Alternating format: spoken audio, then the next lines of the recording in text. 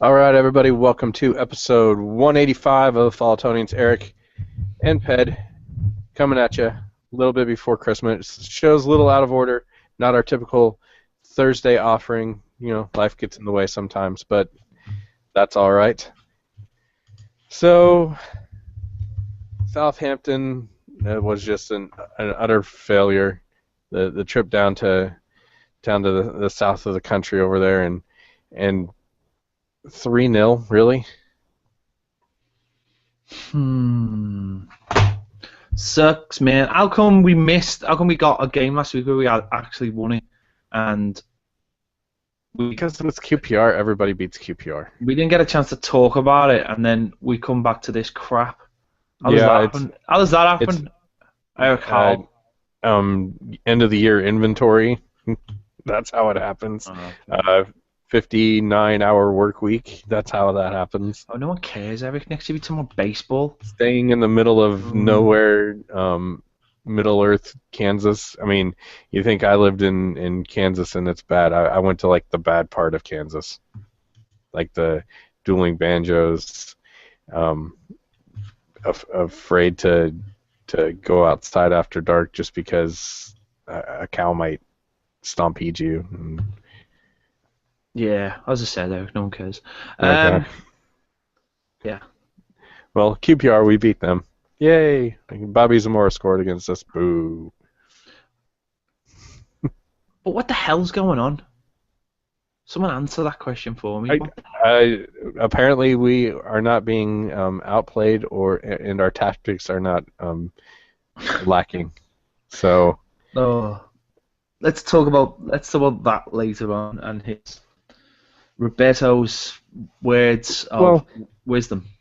it's more reassurance, I think. But for some reason, whenever, yeah, okay. So we see a starting lineup: Lukaku up top, and then the attacking three of the very wide playing Stephen Naismith, and the very central playing Samuel Eto'o, and the other very wide playing Ross Barkley behind him. I Which don't get it. which leads to why did he change the team from QPR? I mean, we know that had to be a change with Morales. Obviously, Morales Right. had to go out the side. I mean, that's that's the way it is because of the injury. But So you would think McGeady would at least stay in the lineup, right? well, McGeady actually has made, amazingly enough, the second most chances this season. Behind So Baines, yeah. so that's He stays wide, which is something that none of those three will do, and he can get in behind defenders. Uh, Now we've had issues with him and Coleman's interplay, and Coleman just cannot get forward when McGeady's in front of him. So yeah, it's it's a catch-22 with McGeady. It seems like. yeah, but I don't know at the moment because Coleman's not playing that well anyway. I mean, neither of our fullbacks are playing well. I put a lot of it down to The the spine of the team not yeah, being just solid. not being settled, and not being solid, and what they've got around them, and Yeah, so it's hard to get forward and wander forward whenever you're constantly worried about getting done with a missed pass in the middle and caught on a counterattack. yeah, Because well, that's happened a lot this year. Easy giveaways of the ball, and all of a sudden Coleman and Baines are way out of position because they're inching forward like they should do and are amazing at for us.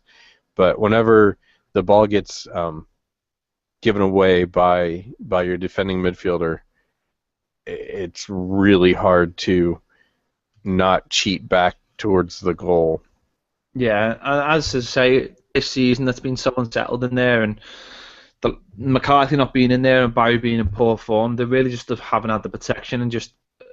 I mean, they started the season really well, but since Coleman got that injury, he's just really gone off the boil. Yeah, I mean, but is he really the problem? I keep No, I don't think he's a talking problem. about. I'm just, I'm just Yeah, going back to what you said about McGeady. I just think McGeady deserve to stay in the team. I think sometimes Absolutely. you've just got to say keep a winning team as long as you can and do what you can with it. I mean, I think that team deserved to stay. And the main crux of it was whether it was QPR at home or not. Barkley and Naismith had a really good game in midfield Yep. last week. They were really good. They all done their jobs really well. Besic was man of the match. Barkley wasn't far behind them, and Naismith had a really good game playing, number 10 and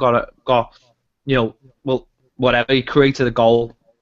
Okay, it's been taken off him, but he's basically scored a goal. So that midfield deserved to stay, and I don't understand why Barry was brought back because yes, he's been very much one of the big parts of Roberto Martinez's success at Everton. But sometimes, if things ain't broke, don't fix them because we've struggled for wins obviously this season. And well, we've struggled for wins in the league, and that's just another thing we seem to be a bit of two squads. We've got the squad that plays in the Europa League, or at least is getting the results in the Europa League, and almost with the exact same players, we've got the squad that plays in the Premier League. Well, I mean that comes down to a lot comes down to tactics as well, though, because we've spoken previously about when how ravaged with injuries we've been this season. We talk about the spine again. James McCarthy's out the side, and that's a massive loss. But John Stones has been out the side as well, and he's key to the way Roberto Martinez wants to play because tactically this season a lot of teams have been setting up, pressing right on our centre backs because they know they're not very good with the ball, forcing them to play it long or forcing them to misplace a pass, and they win the ball back. John Stones doesn't really allow that. He's so comfortable on the ball that he keeps the ball well, and he's a big part of that. And you've got to be pragmatic when you haven't got your best players. You can't just sort of fall into all the same mistakes which Roberto Martinez has. But in the Europa League, he has been pragmatic in the Europa League. He set his team up against Krasnodar almost to just go and get a point. Lille very much felt like it was to get a point or just nab a win. And then in Wolfsburg, he decided he was going to play on the counter attack, which if you look back to the end of last season, especially like the Arsenal game, that's how we played that game as well, and that's probably our best performance in the last 12 months. So he has got the ability to do it, but in the league he just won't do it. He just won't pull the trigger. He just won't play that kind of style. He doesn't want his players bullying the opposition. He doesn't really want to play counter attack. He just wants to set them up to attack with this passing style, which is all well and good, but when you play it at a tempo which is practically walking speed, right, it's so easy to stop. It really is. It's so easy to stop. Now to build on the John Stones, hopefully he's back soon. Desperately needed. I've seen some talk from supporters wanting him to replace Jags instead of Distan. No chance. This I don't understand that at all. Go back to the goals on against Southampton. Just look at a couple of the goals and look at Distan's position. He's all over the place. He really is. He's keeping people on. He's a mess. When he's given the ball, he just panics. And he's like 37 now. To talk about can't teach old dogs new tricks. Well, there you go. Yeah. The guy has been a phenomenal athlete and a phenomenal defender at times, but you ask him to take the ball off the goalkeeper and he's lost, and it's just not going to work. I mean, what we need to do is hopefully John Stones will come back, and we need to revert back to Jags playing left side, where arguably he becomes a better defender because he can concentrate on that, and let Stones be the centre back who comes out with the ball, because in large part it was working before he got injured. I mean, okay, he got injured at Old Trafford and there was a couple of mistakes, so that's going to happen. But he's a young defender. But let's get him back in there. I mean, I'm really disappointed that against QPR, 3-0 up, we didn't introduce him into the game and say, here it is, 20 minutes. 3-0 up, go and get on there, have a bit of a run round. Maybe that could have meant he was fit to go on and play against Southampton, and we'd look a lot more solid, and the tactics would be dictated by the players on the pitch. Because at the moment, the tactics are dictated just solely on what Roberto Martinez wanted, without actually looking at what he's got on the pitch. Yeah, you said at 3-0 up you wanted to change and get some people in to test fitness and just give it a go. And that brings me to something else that I wanted to touch on the Southampton match, is the substitutions. And it's not just this match. It seems to be kind of all season, and it's different than last season. Last season, subs were being used with plenty of time to get people in experience. If we were winning, to get them just a run out. If we were losing, and it was lost, or before it was lost, to change up the team, to have a tactical switch in formation, or just something different to try it, just to see what works. But we're down 1-0, no change. We're down 2-0, no change. We're down 3-0, and it's still another 5 minutes before a sub's made. Well, we've criticised in the past, Eric, about just not using your players. When Moyes was in charge, about him not using substitutions. That was one of the big things. And last season, last season he used subs very well, and they changed things. And just to correct it there, Everton didn't use any subs on Saturday. There wasn't any subs made. And at 1-0, that's when the subs should be made, because we came out second half and we were very, very poor. And he should have seen that. Kone didn't come on? For some reason, I thought Kone came on. No. He should have seen that after 55 minutes, an hour, and looked at it and gone, we need to make a change here. Players were warming up, and then what happened? 65th minute, they score the second goal, which effectively kills the game, and that's it. It's all over. And whether he thought from then on, there's no point in me making a sub because we're not getting back in this game, I don't know. But to say that he thought that team on the pitch were capable of winning the game is just laughable. It really is laughable.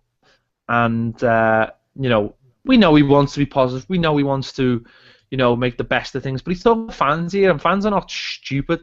We see what's going on the pitch. And after 55 minutes, I would have made a change. I really would have. I would have made a change. I would have possibly took Barry off at that time, and brought like Kone.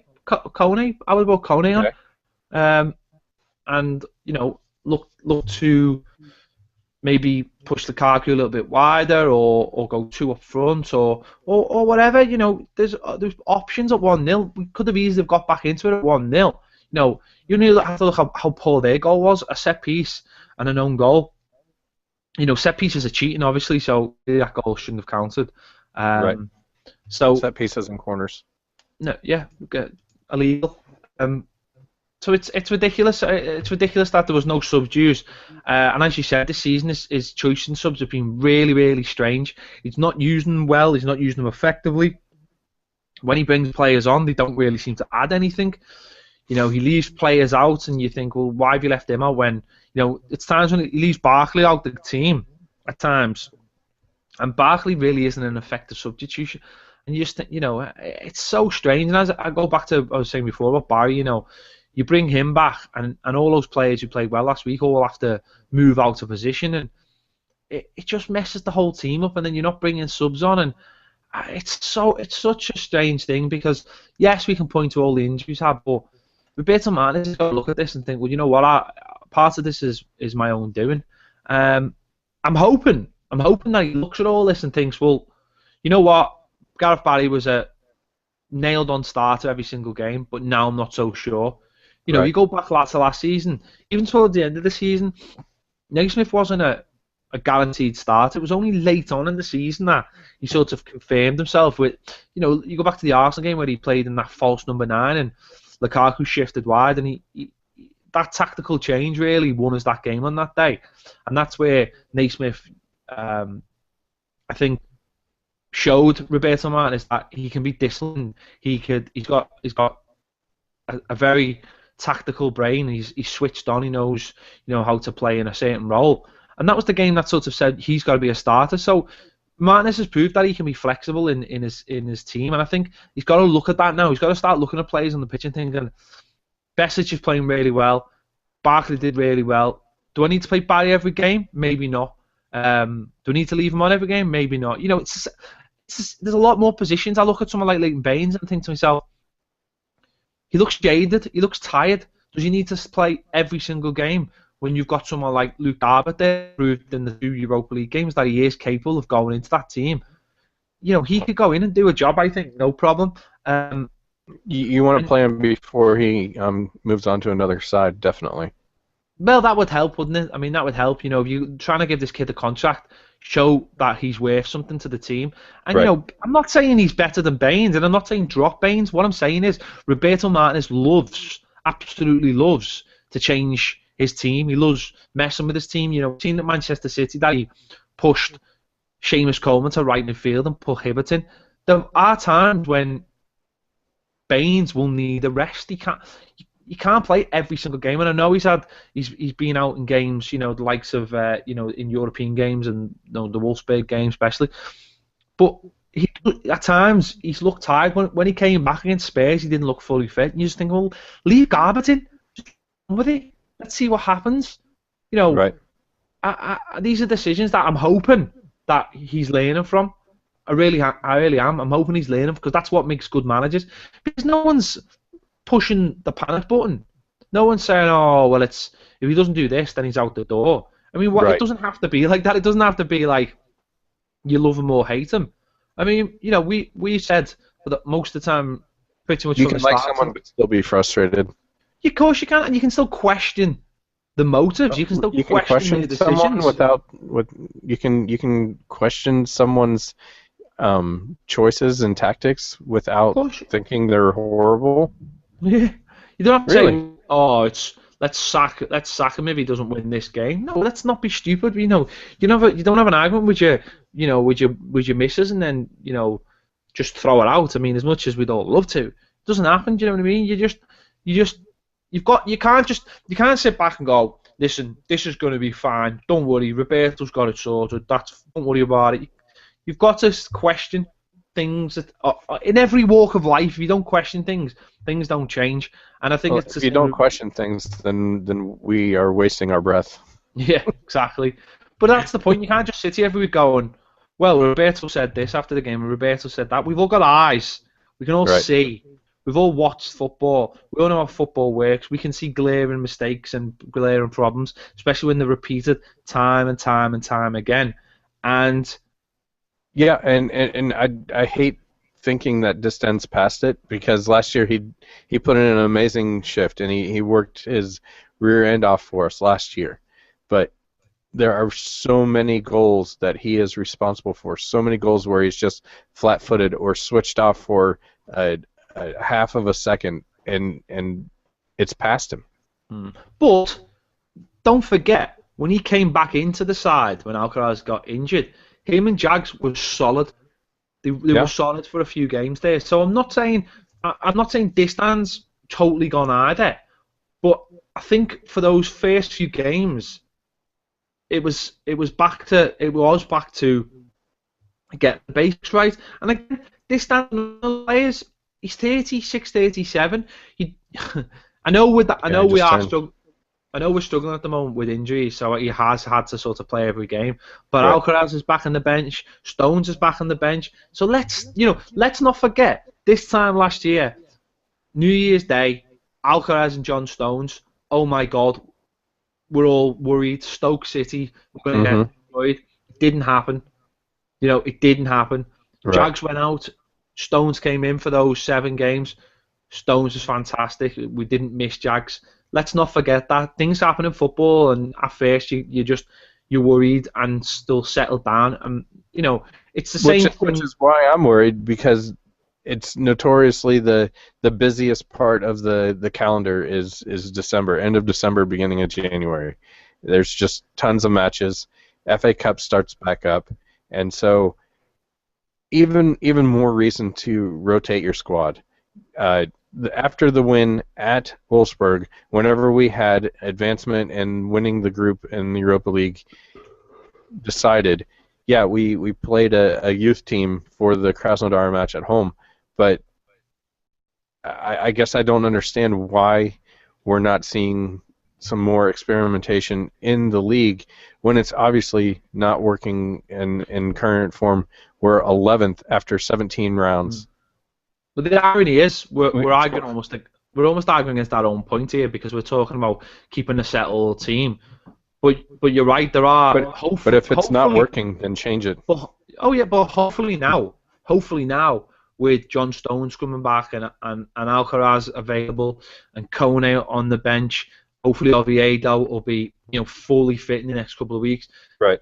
Hopefully with the I'm not going to say the emergence of Luke Garbutt, but the fact that he has proved in a couple of games that he's knocking on the door, and also the fact that he is coming into the last 6 months. A lot of rumours surrounding him, a lot of rumours around the city saying he could be going to Liverpool. If that was to happen, that would be perfectly up to him. I wouldn't have a problem with him because I'm not being funny against West Ham. He's the second choice left back, and yet you put a 35-year-old right back at left back that game. So it'd be within his rights if he felt that. It wouldn't mean any up for him, and he probably would be the first choice at a lot of Premier League teams, and then he'd probably start knocking on the England door. But there's definitely opportunities where, as you just said, it's a busy period, and you've got to start thinking, well, if there's going to be changes. If there's changes in the forward positions, then why aren't there changes in the defensive positions, which is just as big, if not more, as important as those other positions? I mean, we're not talking about wholesale positions, but if Distan is looking jaded or just really, really bad, Stones has got to come back for me anyway. If he's fit now, he's got to come back. There's no ifs and buts. He's got to come back. But if Baines plays Boxing Day and he's looking a little bit tired, then by all means bring Garbutt into the side. I mean, that's what I think he's got to start looking at. Sure. Not mass changes, but dipping one or two in, and just a subtle rotation.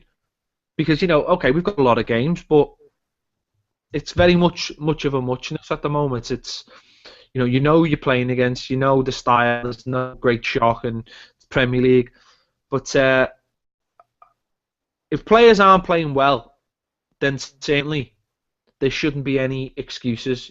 If Barry wasn't playing well, and to be honest, a lot of us I think were revealed when he got suspended for the QPR game. We felt like there might be a little bit of a change, a few things a little bit different, and there wasn't, and it fitted in because there was energy. There was an energy to the team. Okay, it wasn't a great performance, but there was an energy in midfield, and you think with Bessage in there, with Barkley in there, with Naismith, James McCarthy, there's an energy then. You've got tempo, because that's what this Everton team miss at the moment. They miss tempo.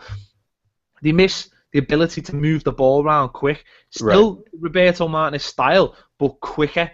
So you're moving the ball motion through. Yeah, it's slow motion until Barkley gets it, and then it's hyperspace. And it's just he's full throttle, going as fast as he can as soon as he gets the ball. But it's grass growing, it's paint dry until we get the ball to his feet. There's nothing in the middle. It's first gear, fifth gear. And that's why we were crying out for Morales to come back, which has been the case in a lot of games he's played, and hopefully he'll be back Boxing Day.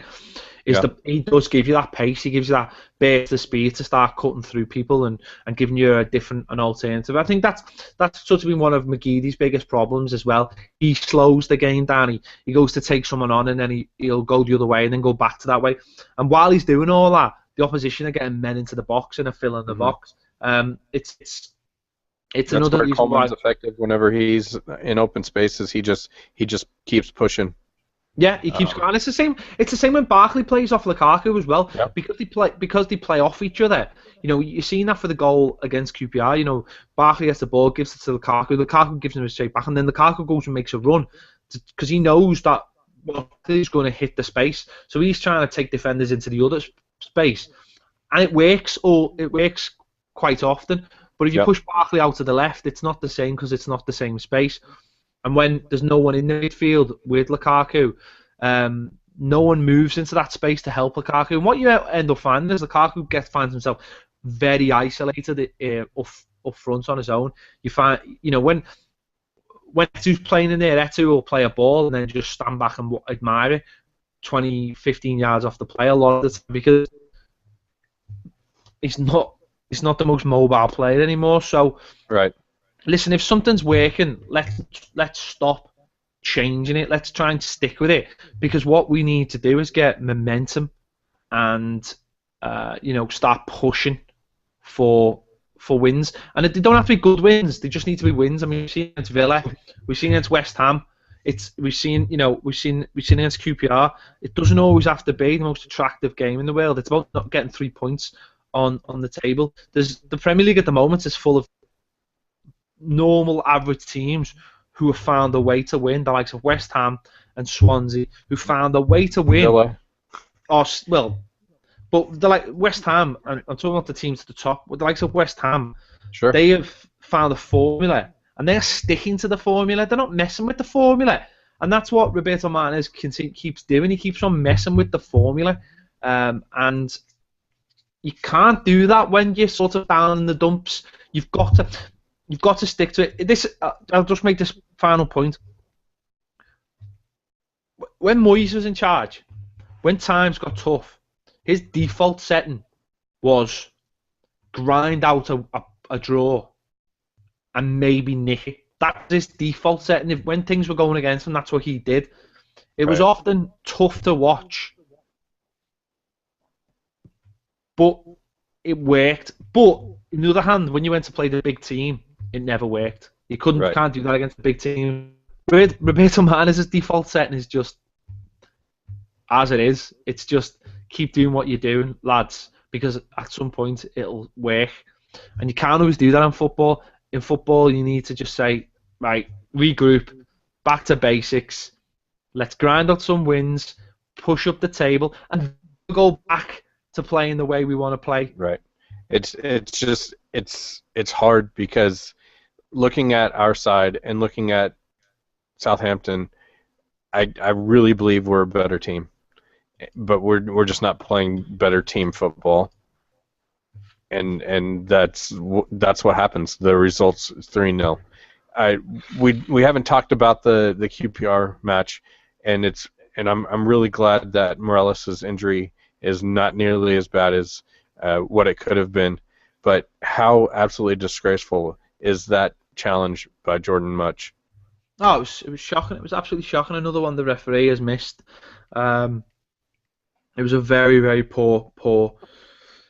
I won't even call it a tackle. It was one of them scissor tackles, and it was awful. And again, the referee's has let the player get away with a yellow card when it was a lot more. But without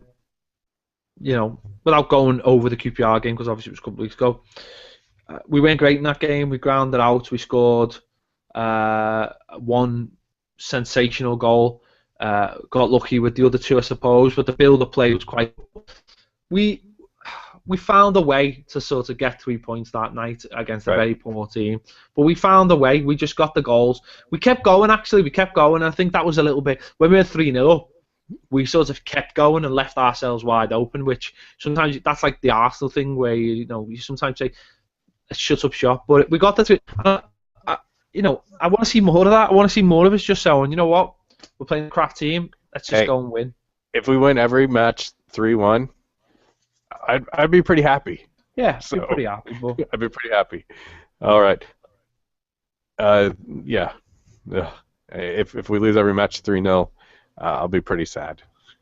And after Can this, I just say, very finally, yes, I'm actually quite calm, probably because it's Christmas.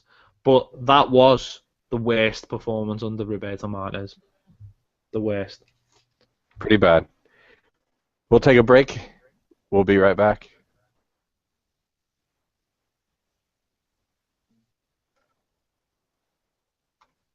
$30 on that. Cool. Okay. Do it. All right, we're back on Palatonians, brought to you by Apps Services Limited. Can't forget our show sponsor. Big thanks to them for supporting what we're doing. Check them out. Whatever they do. They do everything. Yeah, You amazing. didn't hear the commercial? Yeah, They can do it all. They amazing. can do it all. They probably could have helped me with my inventory, but maybe not. Moving Maybe on. they could help us get some more points and get out of the bottom half of the table and 21 points after 17 matches. Sucks. Yeah, it's not nearly as fun as last year whenever we had 31 points and we were sitting fourth and fifth and right around that area. I'd rather be there than where we're at. Yeah, it's crap. It's crap, and the league's crap, and that's what makes it even worse because the league's crap. Yeah. And if we could string 4 wins together, we'd be knocking on the top 4, no problem. Right. I mean, I'm not saying if we could go and win 3 Premier League games now very quickly, 9 points get us up to 30. Stoke, Newcastle, Hull. There's 3 games. There's 3 games wins. that Gotta win. Almost wins. No, there's 3 games last season that we went and won. All 3. We won all 3 of these games last season. Yeah. We've got to go and do it again. It's got to turn around now. It's got to. Stoke will be tough. They'll come. They'll set up. They'll probably try. They are supposed to be playing pretty football. I don't see much of it. I think it's pretty much the same, just slightly different. I think they just have one less person that kicks you every 5 minutes. Yes. Newcastle. It's been a funny season. Started terrible. Got on a great run. Been kind of crap lately.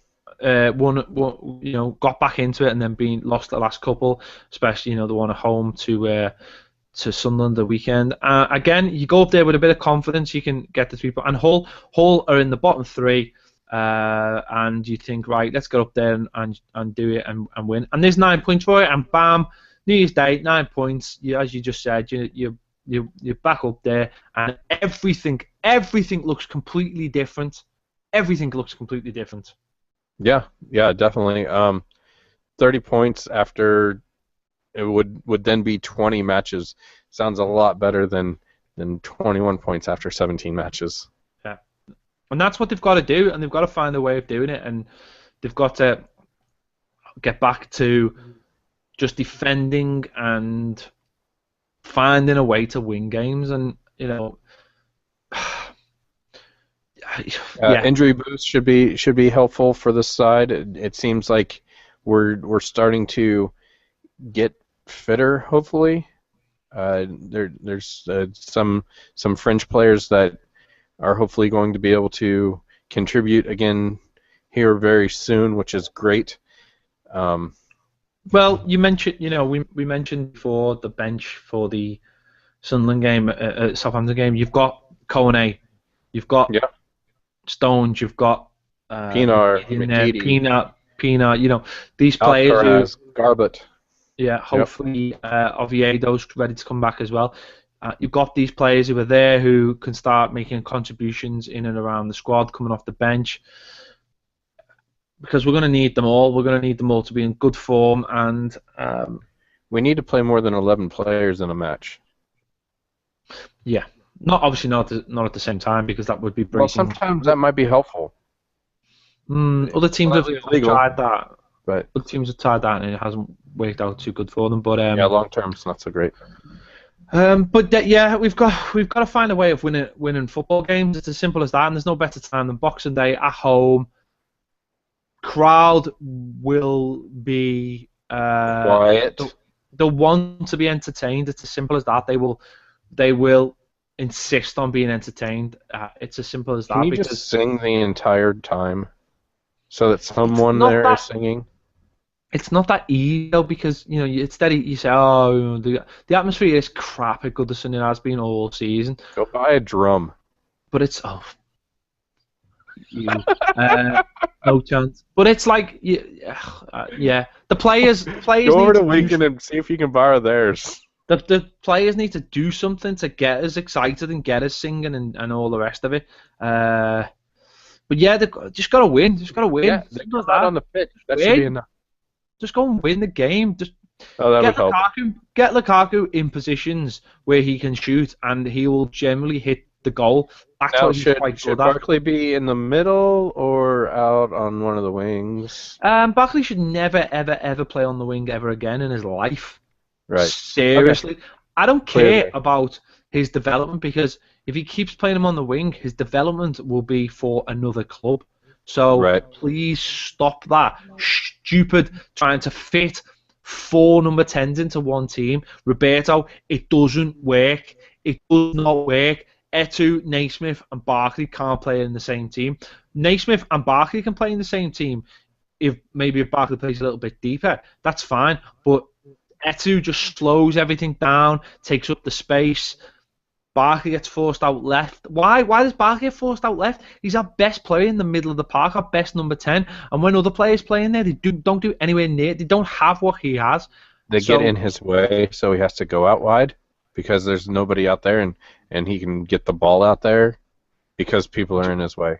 they just need to stop it. Just need to stop it and put players in their proper position.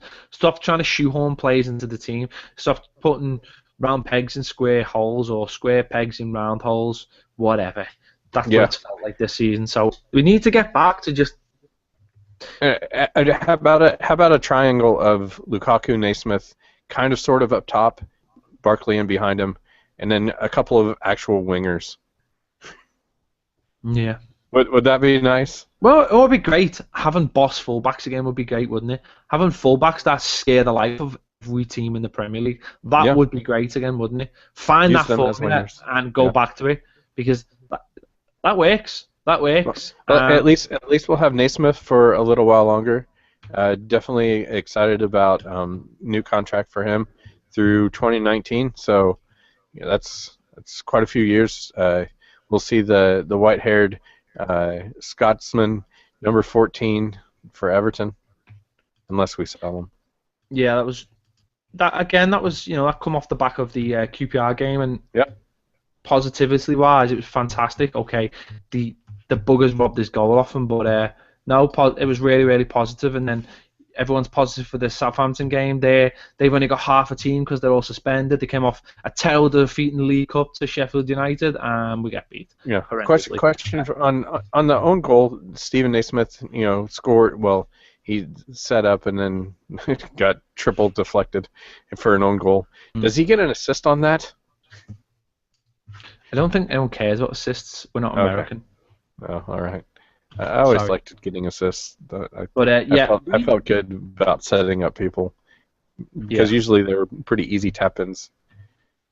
But but we need to win 3 points. We need to win Boxing Day and start looking up the table, and because it's going to be rubbish otherwise. It really is. Yeah, I mean, look at Man United, string of wins. They go from really almost dire straits to, oh, hey, look, we're hanging out in third place.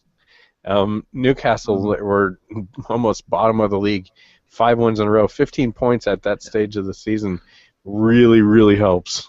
And exactly, and if you do that, if you do get on a little run, then I'm not saying after that your form can be patchy, but then you've got something to hang on. You've had a run of form, so your players are like back at it anyway.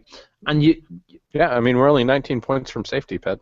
Everything looks rosy when you get to that position because rather than hanging around 10th, 11th, 12th, you're hanging around 5th, 6th, and 7th, and everyone's a little bit closer to you, and you're like, well, with one win we can go here and one win we can go there. Now we're looking at it and going, one win gets us back to 10th, and you're just thinking, oh my God, is that how we want to be for the rest of the season? And that's the upside to a lot of matches quick, if we can capitalize.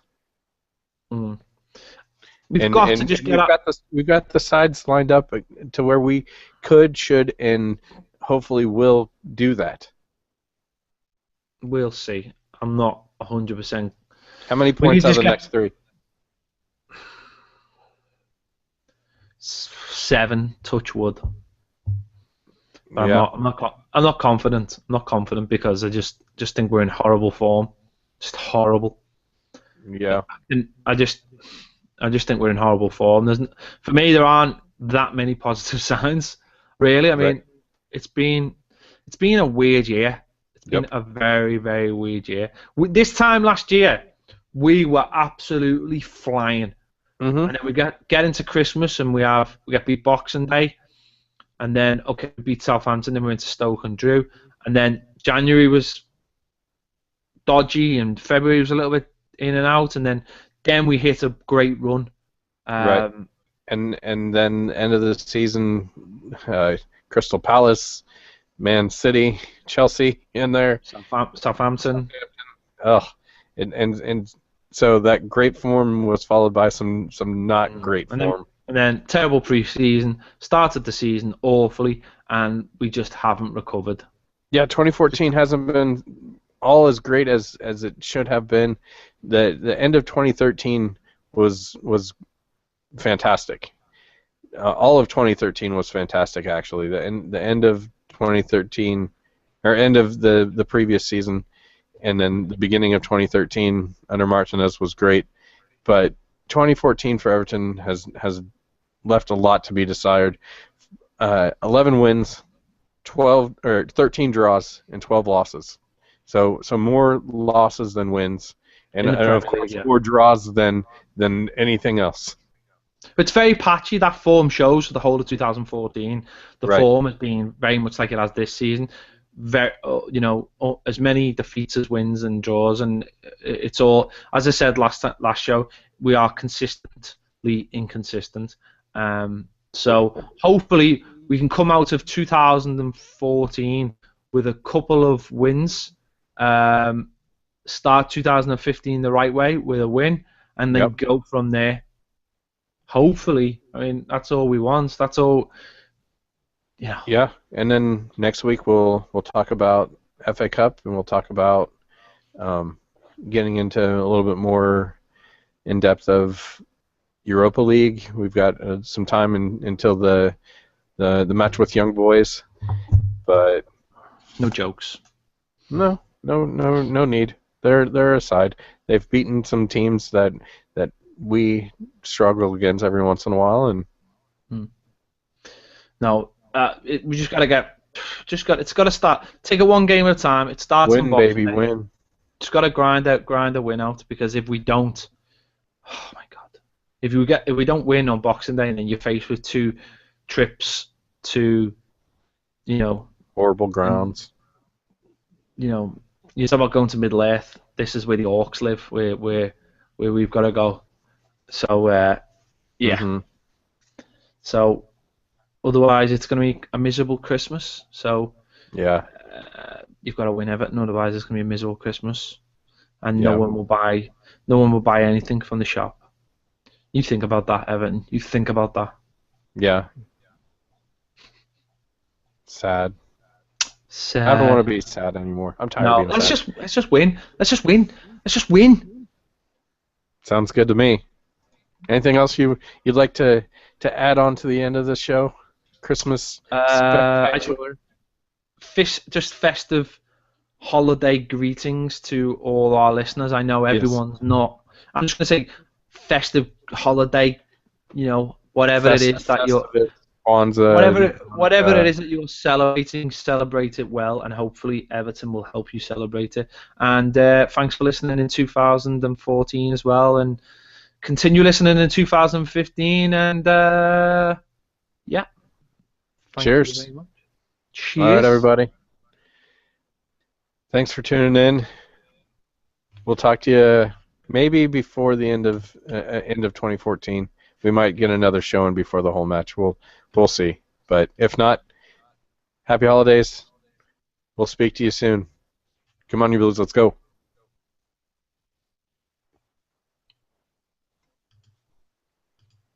Holidays are coming, holidays are coming, holidays are coming, holidays are coming.